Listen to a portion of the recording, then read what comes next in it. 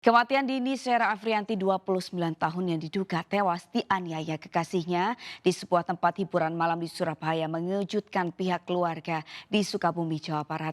Keluarga berharap pelaku penganiayaan hingga menewaskan anaknya tersebut dihukum seberat-beratnya.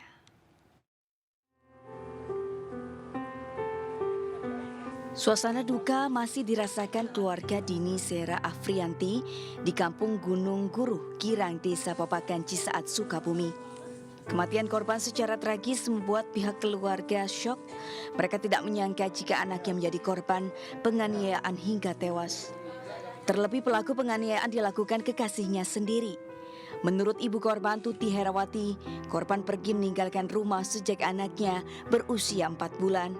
Namun sehari sebelum meninggal, korban sempat menghubungi pihak keluarga ingin pulang ke Sukabumi untuk menemui anaknya yang sejak lahir tidak pernah bertemu. Sementara itu selama berhubungan dengan GRT, korban tidak bercerita pernah dianiaya tersangka. Dihukum seberat-beratnya gitu ya, apa seberat-beratnya.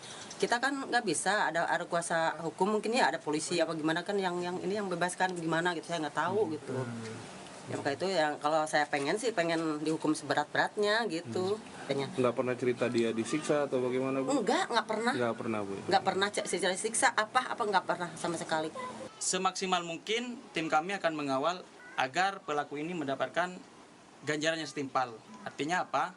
Di sini kita melaporkan terkait dugaan penganiayaan berat dan atau pembunuhan. Harapan kami pasal yang dikenakan kepada pelaku ini adalah pembunuhan 338. Keluarga berharap tersangka yang diketahui anak anggota DPR RI itu dihukum seberat-beratnya. Sementara orang tua pelaku pembunuhan Edward Tanur yang juga merupakan anggota DPR RI nonaktif akhirnya buka suara setelah ramai menjadi perbincangan publik. Edward tak menyangka jika anaknya melakukan penganiayaan terhadap kekasihnya hingga menyebabkan kematian.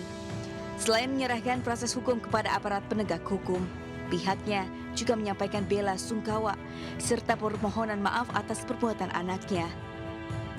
Sebenarnya kami sebagai orang tua tidak pernah mengajarkan kepada anak kami untuk berbuat hal-hal yang di luar kemanusiaan atau di luar kebiasaan dia untuk mencederai orang lain. Apa yang dia lakukan, dia harus bisa mempertanggungjawabkan baik di mata hukum, baik dalam proses hukum maupun di mata Tuhan. Politisi PKB ini juga menegaskan tidak akan mengintervensi proses hukum yang kini terus berjalan. Tim Lipton iNews melaporkan.